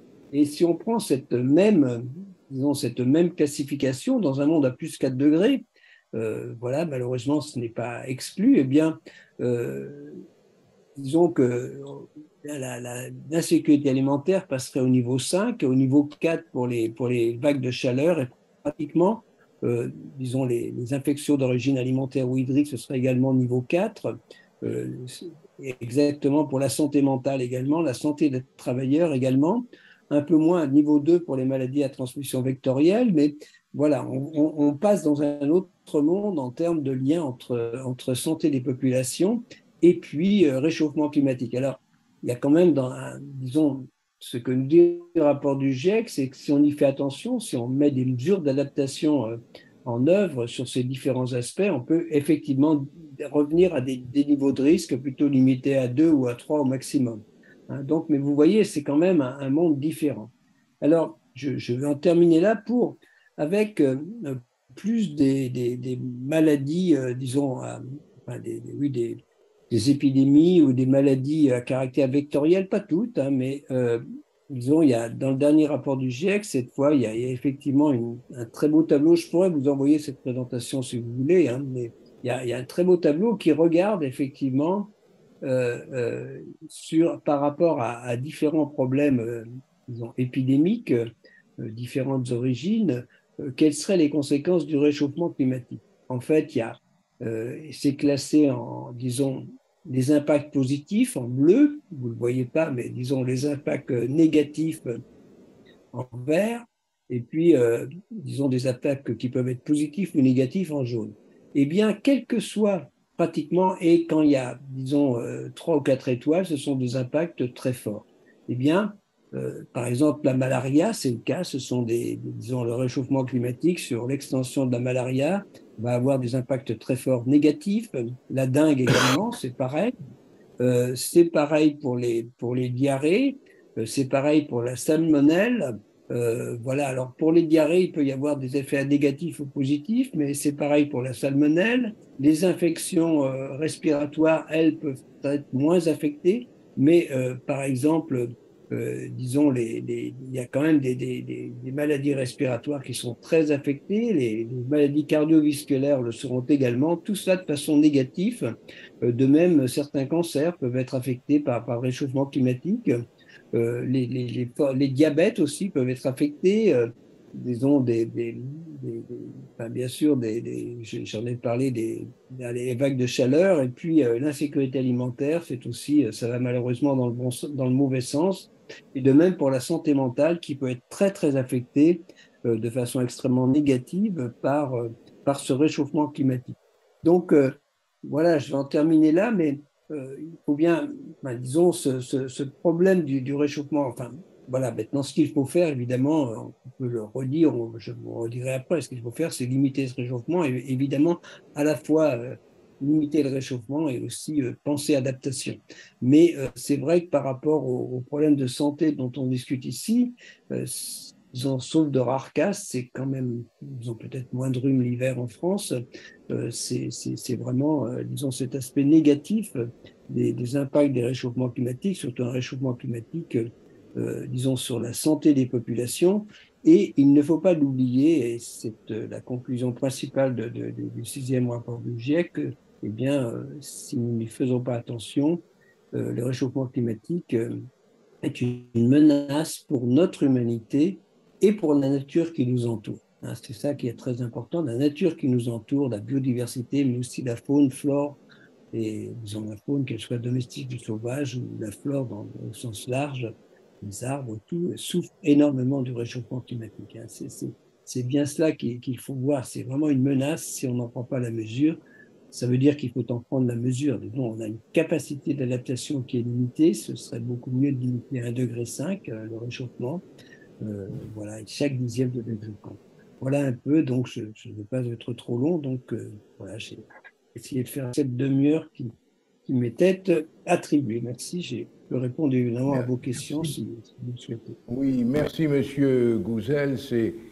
C'est en définitive tout votre discours est une apologie pour ce que Madame Larère auparavant, qui était avant vous, a exposé, c'est-à-dire une éthique de la solidarité, dans d'ailleurs les notions qu'elle précisait bien et en montrant dans ses différents livres que tout ceci était très proche du politique. Il y a une éco-politique par rapport à toutes ces questions-là, une prise de conscience.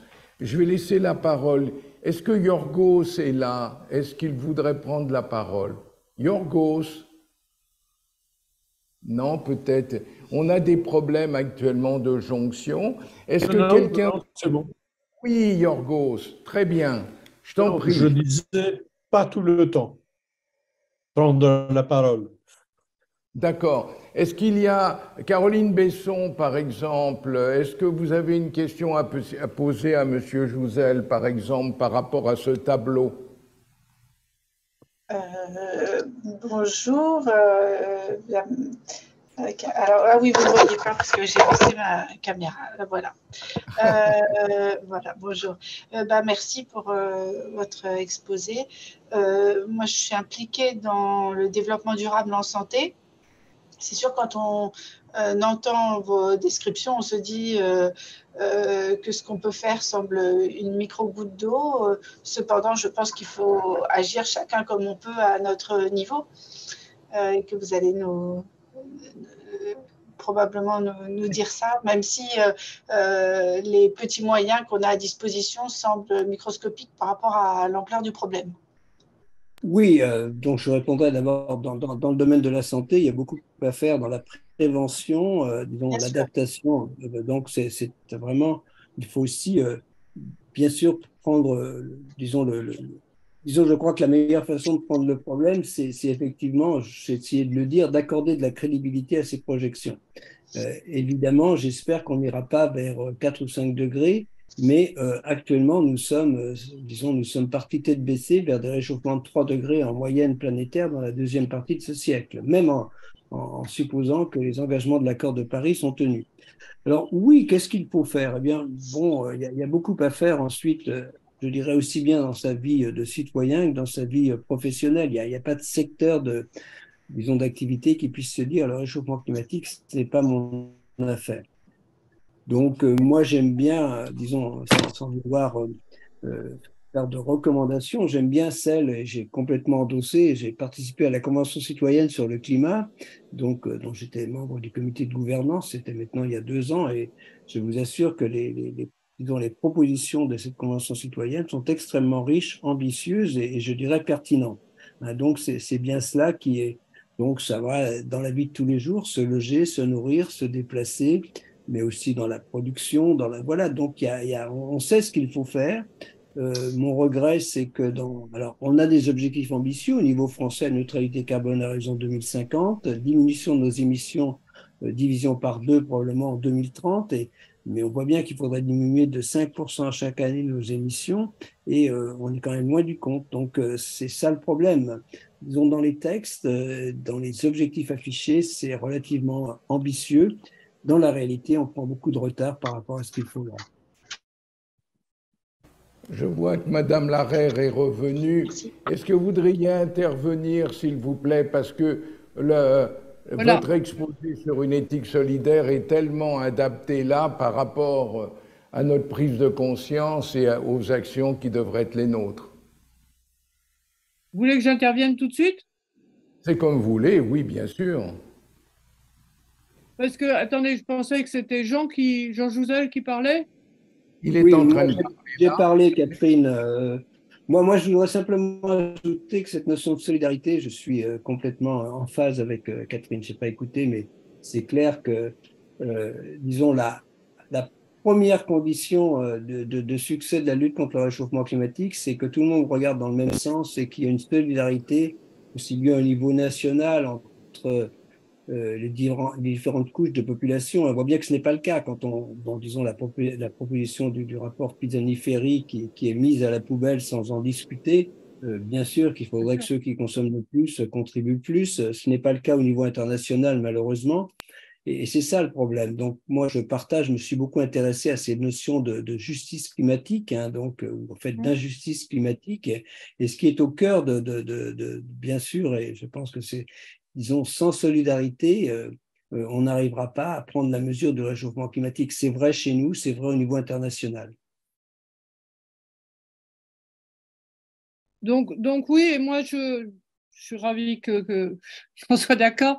Je dirais, bon, il s'agit finalement de mettre en relation la dimension sociale, interhumaine de la solidarité. C'est pour ça que je suis remontée à Léon Bourgeois et à l'idée de la solidarité à la fin du 19e siècle.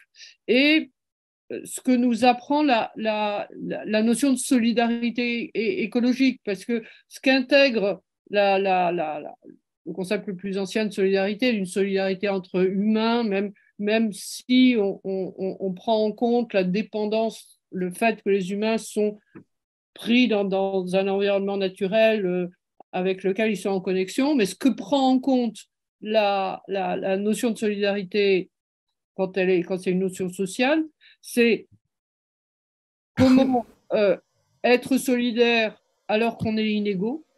Je pense effectivement, bon, le rapport de Jean Pisani-Ferry, comme je vous l'ai dit, hein, la notion de solidarité à la fin du 19e siècle, c'est au moment où on met en place l'impôt progressif, la progressivité de l'impôt, et où on réfléchit aux dimensions redistributives de la justice. C'est aussi le moment où on pose que, oui, il y a peut-être la compétition, mais il y a aussi la coopération. Donc, je pense que ces deux éléments de la vision, je disais, anthropocentrée de la solidarité sont à mettre en rapport avec ce que nous apprend la solidarité écologique, qui est ne pas laisser se mettre en place des fragmentations, maintenir des connexions. Bien sûr. Ce que j'ai essayé de montrer aussi, c'est que, je dirais, il y a des bonnes connexions et des mauvaises dépendances. C'est pour ça que j'ai repris la distinction que faisait Bruno Latour entre la terre dont nous vivons et dont nous vivons de façon pire que parasitaire, et la terre où nous vivons, qui est bien celle où nous pouvons développer une solidarité. C'était ça mon idée, quoi. En tout cas, je vous remercie parce que ce sont ces notions-là, autant factuelles telles qu'elles ont été montrées auparavant par Jean Jouzel, que vous-même, la réflexion que l'on doit tirer pour que justement les comportements s'améliorent, c'est cela qu'on doit transmettre en fait à nos étudiants dans les différentes facultés, quelles qu'elles soient actuellement, autant les facultés de médecine que les autres, puisque là nous sommes dans une vision beaucoup plus large, interdisciplinaire. Est-ce qu'il y a une dernière question éventuellement? Nous arrivons un peu au terme de Yorgos, mon ami Yorgos, toi qui as construit. Bertrand Bellhomme, tu es là, Bédhomme. Bertrand, tu as la parole.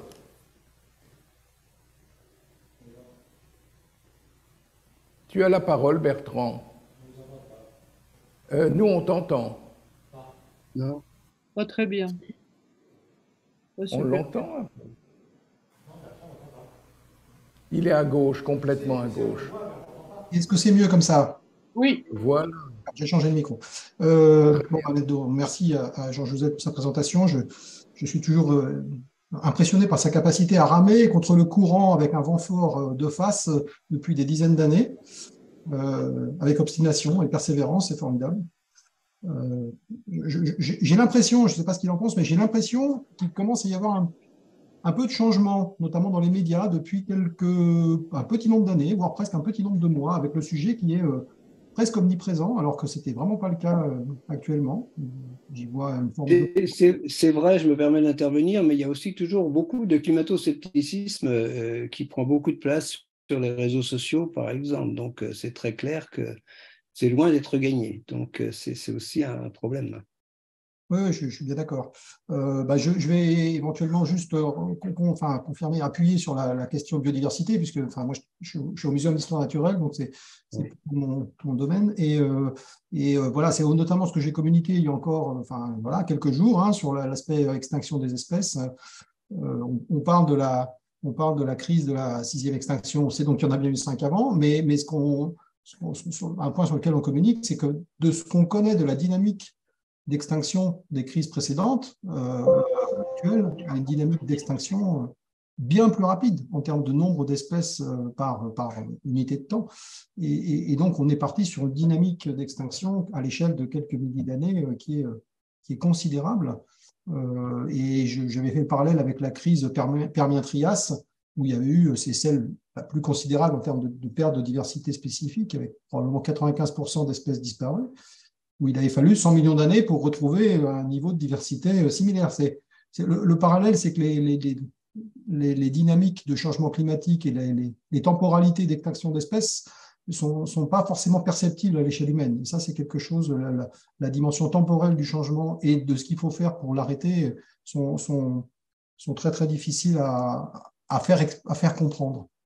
Et je suis souvent interrogé sur l'aspect, par des amis, de la famille, sur ce qu'on peut faire. Et le principal, moi je trouve que le principal point que je martèle, c'est sobriété.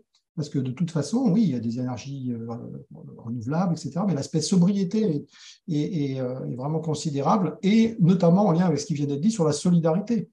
Parce que la sobriété solidaire, ça veut dire aussi qu'il y a des pays qui doivent faire plus d'efforts que d'autres, parce qu'ils ont des impacts sur la planète qui ne sont pas les mêmes. Donc, en gros, pour faire simple, c'est à nous de faire beaucoup d'efforts. Tout à fait. Tout à fait, oui, on est d'accord.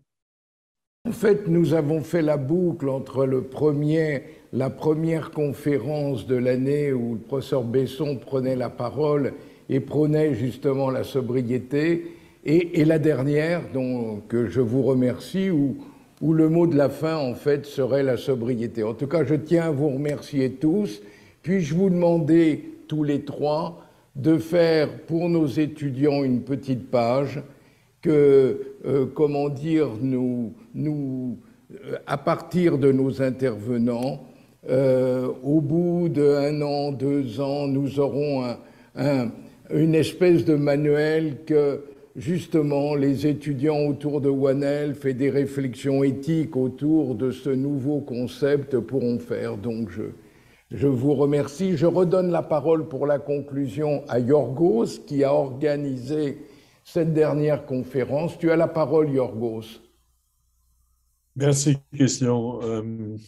C'était une occasion d'abord pour rencontrer Catherine, dont les livres m'avaient beaucoup inspiré. Et ça a été l'honneur d'être accompagné par Jean, parce que finalement, si on revient à One Health, le climat est quelque chose qui appartient à la santé des écosystèmes.